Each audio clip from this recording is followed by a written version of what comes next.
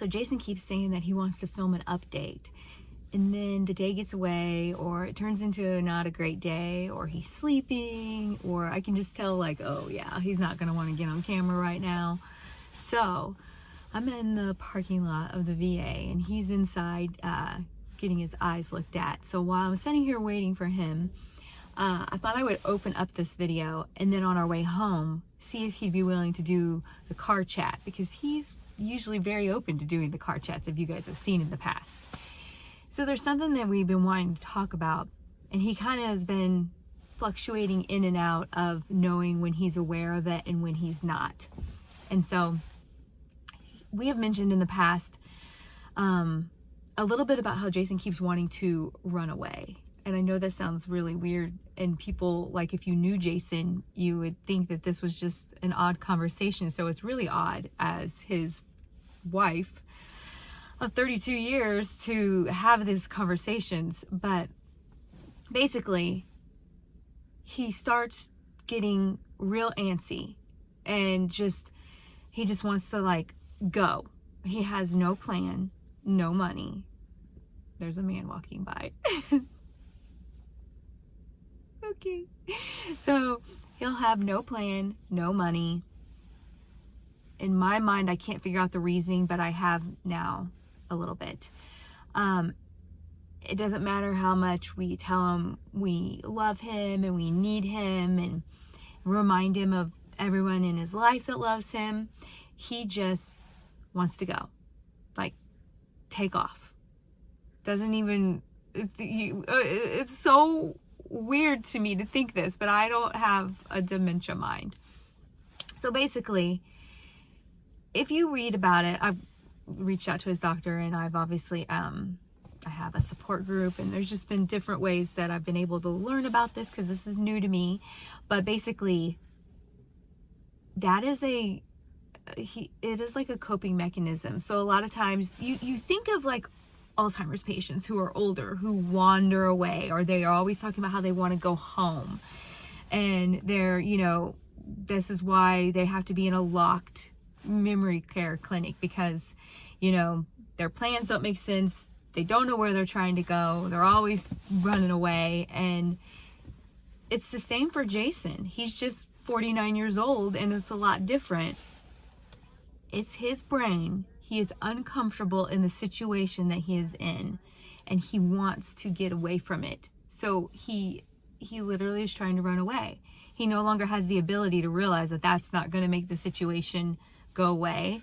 And so it's how your mind is like protecting you. And so he's uncomfortable in his situation. He's going to come in here. He's going to show time for you. He's going to act humorous. And he is silly. That was his personality. That's honestly like how I fell in love with him, is how he's always been so silly. And he still does act silly sometimes. But I would say that 75% of his demeanor now, when he's at home, it's just the two of us. It's not silly. It's very withdrawn, very, he won't, I don't know if he doesn't recognize it or won't admit it. He does seem very depressed. He seems very without hope. And it is because he is trapped, like the doctor said. Jason's so intelligent. He needs to study. He needs to study all on his own, because I don't know a lot of people like him who are so self-aware of what's going on, and then sometimes not. And he's just trapped. And when he does start to realize what's going on, you can tell he feels hopeless. He'll tell you, he's not scared. We both are, believe that Jesus died on the cross for our sins, and he's saved, and he knows we're going to go to heaven. But you also don't like to feel like your life's just over and you're just sitting in a chair wasting away, because it is difficult to take in places. And those kinds of things now. I don't feel like bad, because Jason has traveled more than any person I've ever known. He's traveled to places that you and I can only imagine. So he was never denied. He because of his career and different things like that, he has really, really got to see some amazing things. But to now not be able to do that, I know is so hard. And it's just really sad. It really does. It makes me so sad for him. And it's not, we never sit around and like, oh, why did this happen to us? Oh, woe is me. There's not a bunch of pity and all that happening. It's just not like that. That's just part of life. This is just how life goes. This is the plan that God has for us, and we're okay with it. But there's another man getting out of the car. Hope nobody realizes I'm talking to myself. But anyway, after I got him calmed down after the last time that, oh my goodness, it's getting so hot in here because I'm baking in the sun. Let me get this off. So the last big episode of him wanting to run away was really bad. It was very disheartening. It breaks my heart because you can't talk reason and stuff to someone who doesn't have logic and reasoning skills anymore. So I have to think outside the box. And he has a very good relationship with the elderly gentleman who lives across the street from us, who's 91. And he hasn't been doing so well. And Jason goes over there every day to check on him and visit with him, because they were both Air Force. A 49-year-old and a 91-year-old have a lot in common when you have dementia. And they like to talk about the past. So that's how I got Jason to kind of just calm down. And I said, this is what hurts me as a caregiver? And what, it's hard to just wrap your mind around it. Like, so if I tell him, like, I really love you, I really need you to be here with me, there's no empathy. He's just emotionless with that stuff now. And that is so weird. Because he's always just been so loving and caring. But I said, well, you got a 91-year-old man across the street who sure does rely on you. And that's what clicked with him. And that made me happy, because I think it's because that made him feel needed. I think he doesn't feel needed at our house. And I'm going to try and work on that. It's difficult because sometimes he gets what's going on and then sometimes he doesn't. So, and then sometimes if I need him, it annoys him. So there's that. There's just a fine line. It's just like, oh my goodness. And so I laugh because I'm laughing and crying at the same time. It's so difficult. Just your emotions every day are such a roller coaster. So obviously, as someone who's taking care of him, you just see everything that's happening, and you're in it, and your emotions are in it, and everything is always right in your face. And I'm so happy that it's not like that for him, because if it was, I think he'd be a mess, because when he does become self-aware, he becomes such a mess. And I don't mean anything negative by that. We're always trying to show you guys what it's actually like. And there's so much of it that is just, I don't want to say hidden, but there's so much that we're unable to communicate to you guys and let it come across without it being, I don't want to say degrading for Jason, because he can't help anything, but you just don't want to show all the bad stuff. And so we try and talk about it, but I know you don't get the gist of it without really seeing it. But anyway, I hope between his medication for his mood, which for the most part, we got his medication for his mood pretty great right now. Like, he's not, as I like to call, like an angry little guy. He's like pretty chill. I just think that, his brain's just dying, and he just doesn't have the thought process that you just are so used to your spouse having. And so when they don't have that thought process with you anymore, it is so, you're over here, because first and foremost, like, he'll always be my husband. And so I want to talk to him like my husband. I want to talk to him like my partner, my teammate, my best friend. And you can't, because they don't get it anymore. And then one more subject I want to talk about today that has just been wow crazy. And you know that these things happen. And you know that this is part of it. But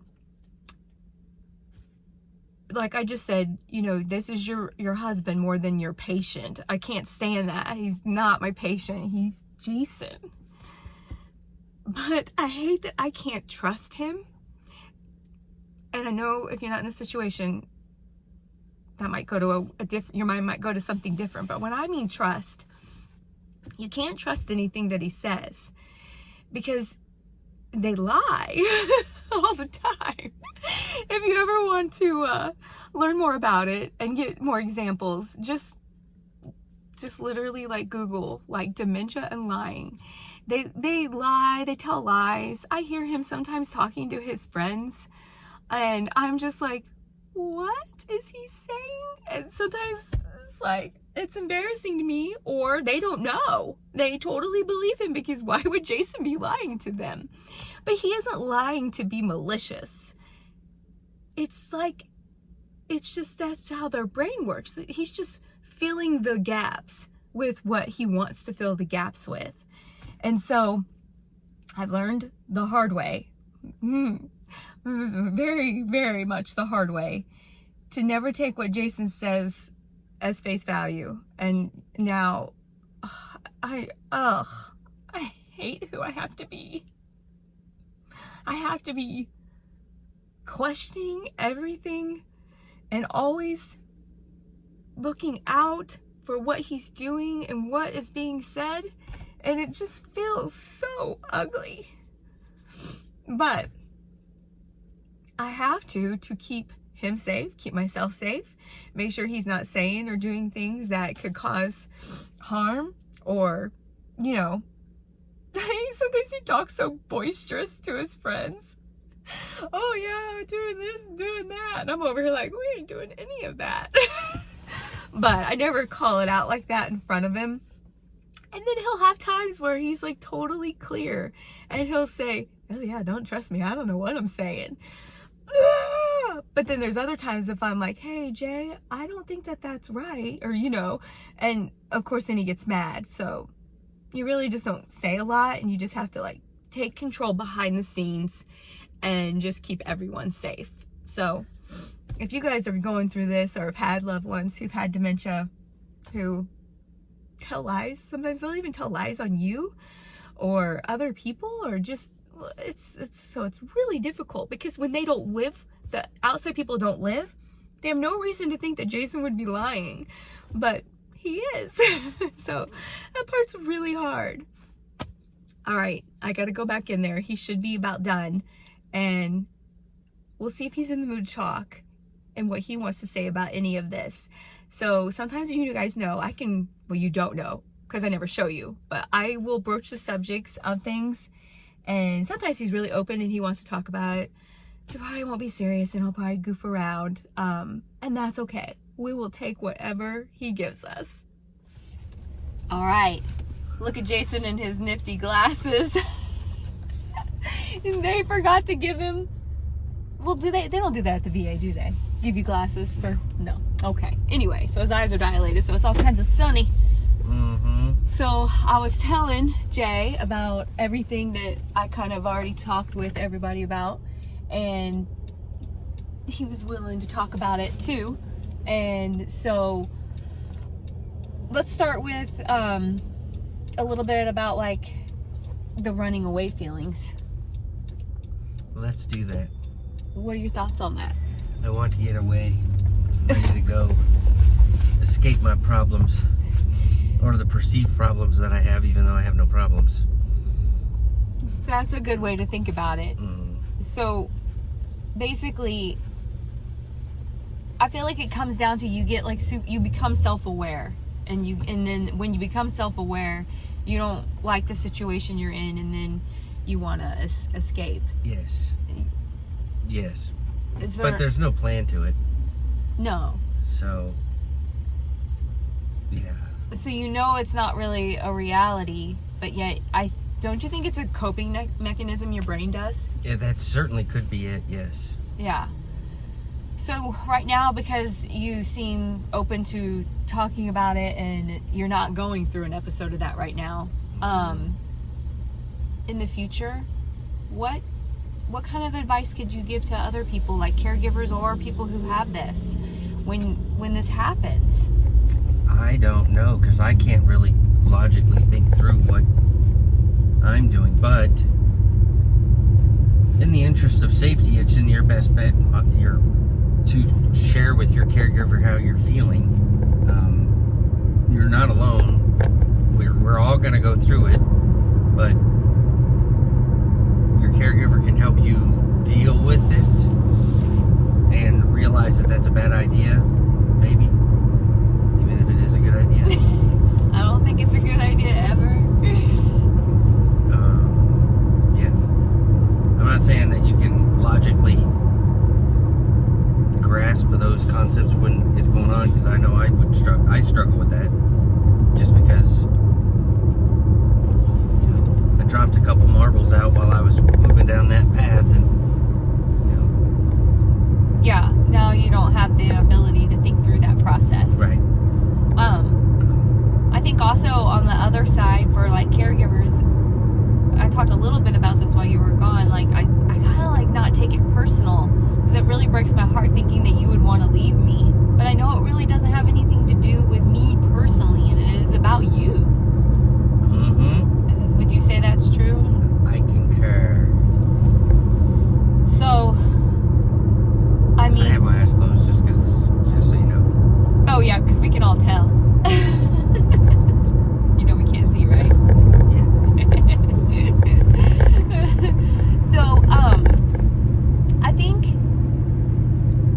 how do you feel about the fact that we kind of have to, when you're going through those times, that you know I don't even know if you know that we're watching you like a hawk. I don't know. I don't even notice. Okay.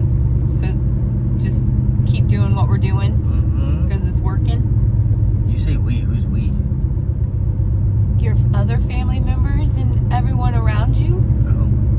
Or keep, Okay. your daughter is always thinking and worrying, and I say daughter, we have two daughters, but one lives out of state, so she's not here seeing it and everything quite like the other one is. So, but she's pretty good at always trying to stay up on top of what all's going on.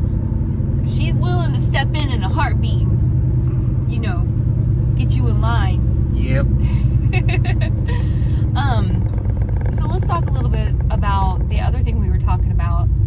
And you even told me, don't trust me. And tell me what you meant by that. I don't know. When did I say that? I remember saying that, but I don't remember what the context was.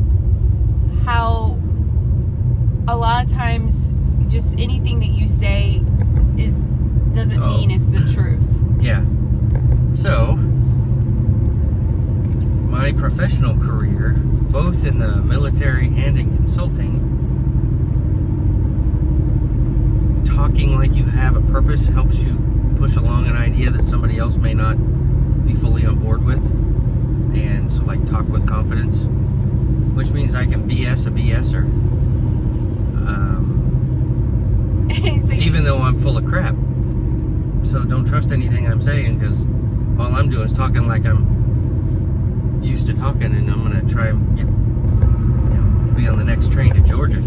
Right. You are just talking like out of old memories and with self-confidence. Yes. And you say things and it's like, wait, what? No. Yeah. Yeah. Unless the argument is fully sound, like, Marty McFly really did travel back in time.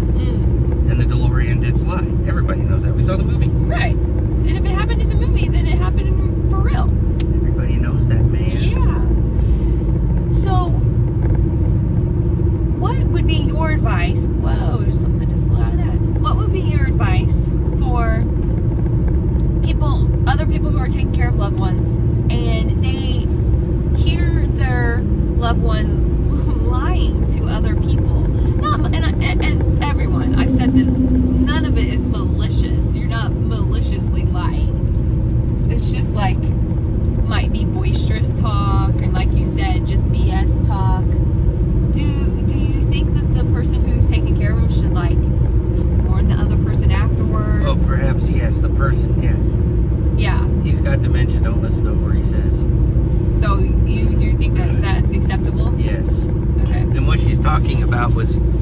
earlier this year, I was giving stock advice to people and telling them to buy stock in Enron and FTX. What? I don't even know what you're talking about. Enron, bankrupt, FTX. That's the guy that just went to jail for. Oh, yeah. Of course you're going to know that. I'm over here like, what? No, but for real. So, okay. Yes. Well, that makes sense. So, but then, how would you feel if you overheard me telling? What if you overheard me telling one of your friends, hey, take everything that Jason says with a grain of salt? He has dementia. He has dementia. Would that hurt your feelings? No, I probably wouldn't even notice, and I'll forget before you finish your sentence. What is that? Let's talk a little bit about your feelings, because I want to address something that Mm-hmm. a lot of people don't talk about, and not every person who has dementia is like this, but I feel that you have slowly but surely been losing your feelings. You're pretty, Yes. yeah, you don't have a lot of empathy. Yeah, I don't think I have any left. You do have it sometimes. You care about the doggies and stuff like that, and you were nice. You knew I didn't feel well, and you did, got me a drink, and so you do. It's in there, Yes. but it's not in there the way it used to be. Tell me about that. I don't know what to tell you about that. It's just not there. Are you aware it's not there? No. No. Does it bug you that it's not there? Again, I'm not even aware of it. Okay. I'm asking you some pretty hard questions. Yeah, so. that's fair. Okay. It's almost like the chip has fallen out and I don't have that chip anymore. Yeah. You just don't really even. Yeah. Well, I just don't want anybody to think that what I'm asking you is hurting your feelings. Because So, it's, the way I used to be, very empathetic and caring and not rude. Let's say that's the chip that fell out, and then there's just the baseline stuff that, even Charles Manson had programmed from the beginning that, that's kind of where I'm at. Not that I'm Charles Manson, but. because you're very loving to your grandkids and all that, but it's different. Mm-hmm. I think that's what you're saying. That's like born in you. That's like bred in you. Yes. But if you have to fake it, or you have to put on an act, you can't put that on anymore for That's someone correct. else. Yes. That's exactly what I was saying. I Yeah. don't know why you just didn't say that. Right? So anyway, all right, I'll quit grilling you. Thank you for letting us do this. Is there anything else anybody wants to grill me on? I don't know. Like salmon? Go grill steaks, chicken. I think we're having steak for dinner. Yes. I made some gyros. the other Oh man, they were so good. So good. night. Mhm. You still got it when it comes to that kind of stuff. Mhm. All right, well, if you guys have any questions or anything, leave them down below. We might do a little Q&A here before too long if Jason's up to it. And yeah, thank you guys for listening to this. I know that sometimes it's hard to hear this kind of stuff, and if you don't live it, I think that